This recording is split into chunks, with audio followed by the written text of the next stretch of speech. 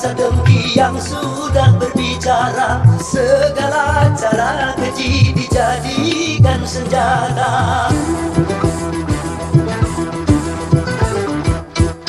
Berhembuslah badai fitnah dari segala arah, tujuannya memutuskan segala ikatan.